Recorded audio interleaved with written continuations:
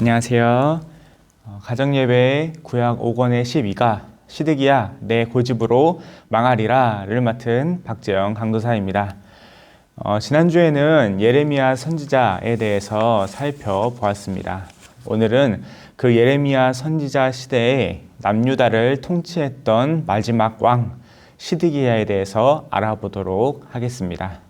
맨 앞에 포인트를 보시면 하나님은 죄인을 끝까지 찾아 돌이키고자 하시지만 마음이 완악한 사람은 언젠가 심판에 직면할 것이다를 생각하시고 공부해 주시기 바랍니다. 오늘 가정예배는 역대하 36장과 예레미야 38장 두 본문으로 이루어져 있으니 잘 찾아서 이렇게 함께 봐주시면 감사하겠습니다. 자, 첫 번째로는 하나님을 모르니 제 멋대로구나 입니다. 본문은 역대하 36장 11절에서 14절 말씀입니다. 이스라엘의 최후 몰락은 통치자의 완악한 마음에서 시작되었습니다. 역대하 36장 12절에 보니까 시드기야는 그의 하나님 여호와 보시기에 악을 행하고 선지자 예레미야가 여호와의 말씀으로 일러도 그 앞에 겸손하지 않는 모습을 보였습니다. 한 나라의 최고 수장이 앞장서서 하나님을 섬기지 않으니까 그 아래에 있던 백성들 역시 14절에 모든 제사장의 우두머리들과 백성들도 크게 범죄하여 라는 악한 상태에 있었습니다. 시드기야의 완악한 마음 중에 하나는 바로 교만이었습니다. 본문에는 시드기야의 통제되지 않는 교만의 모습이 나타나 있습니다. 13절에 느부갓네살 왕이 그를 그의 하나님을 가리켜 맹세하게 하였으나 라고 기록되어 있습니다. 이는 바벨론의 왕 느부갓네살이 시드기야에게 내가 믿는 하나님께 맹세하라 라는 강제 맹세를 시켰던 것입니다. 그 내용은 아마도 바벨론에게 충성을 강요하는 맹세였을 것입니다. 자발적으로 했던 강제적으로 했던 어쨌든 남유다가 섬기는 신인 하나님께 맹세를 한 것이니까 느부갓네살은 시드기야가 그 맹세에 복종할 것이라고 생각했던 것입니다. 하지만 여기서 느부갓네살이 간과한 것은 시드기야가 그렇게 신앙의 인물이 아니었다는 사실입니다. 하나님 보시기에 악을 행했던 시드기야였기에 하나님께 한 맹세를 아무렇지 않게 어겼던 것입니다. 그래서 13절 후반부에 그가 즉 시드기야 왕이 느부갓네살을 배반하고 목을 곧게 하며 마음을 완악하게 하여 라고 기록하고 있습니다. 여기서 시드기야의 교만한 모습이 나타납니다. 하나님께 맹세한 것을 어기고도 오히려 목을 곧게 하는 거만과 오만한 모습을 나타내며 마음을 완악하게 했던 것입니다. 하나님을 제대로 섬기지 않았던 시드기야였기 때문에 하나님께 했던 맹세를 어기고 바벨론을 배반하는 어리석고 교만한 모습을 나타내었습니다. 자, 두 번째로는 살 길을 알려줘도 듣지 않는구나 입니다. 본문은 예레미야 38장 14절에서 18절 말씀입니다.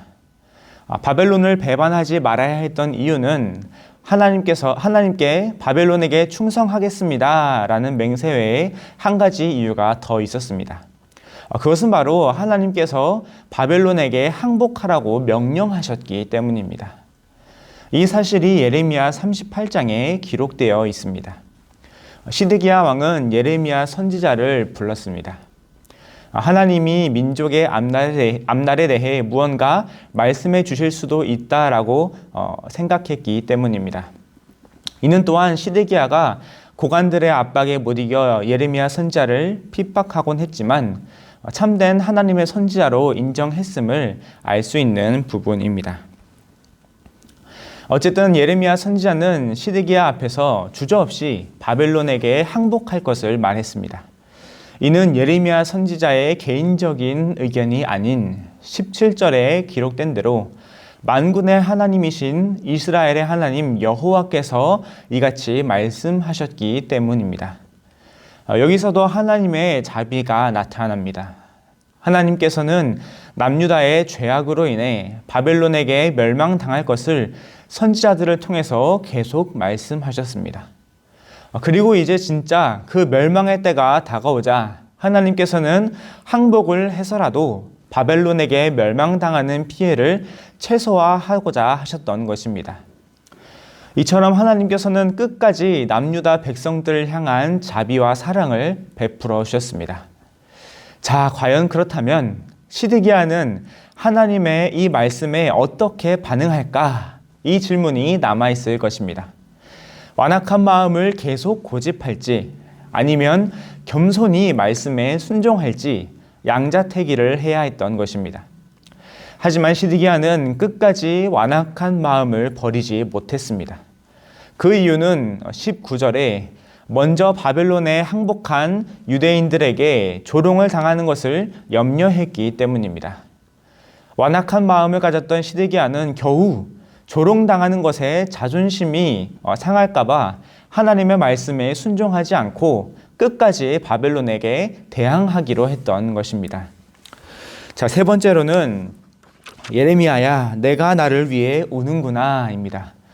본문은 역대하 36장 15절에서 21절 말씀입니다. 눈물의 선지자인 예레미야는 주님의 마음을 그대로 담아냈습니다. 몇 번이고 계속해서 심지어 시드기야의 마지막까지 하나님의 진노가 연기될 수 있는 길을 제시했습니다. 너무 늦기 전에 주님께 돌아오라고 외쳤습니다.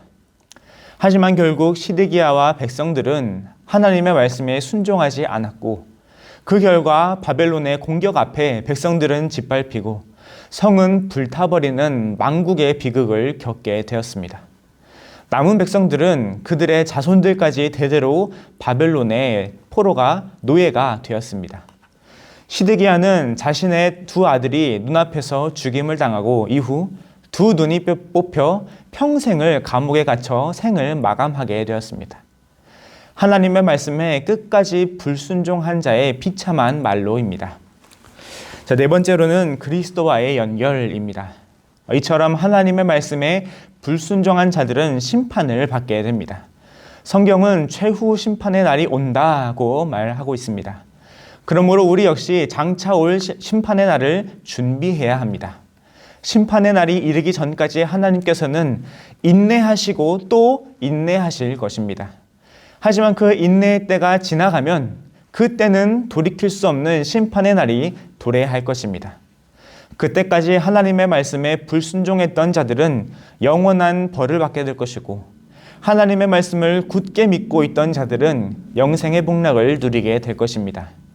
그 날이 이르기 전까지 우리는 늘 깨어 있어 하나님의 말씀에 순종하며 구원의 도를 걸어가심으로써 끝내 천국 영생을 누려야 되겠습니다.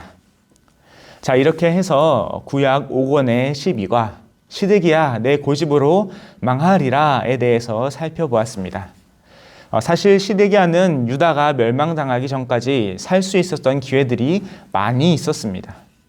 하지만 하나님을 신뢰하지 않고 완악한 마음을 떨쳐버리지 못한 시드기야는 결국 비극적인 결말을 맞이하게 되었습니다.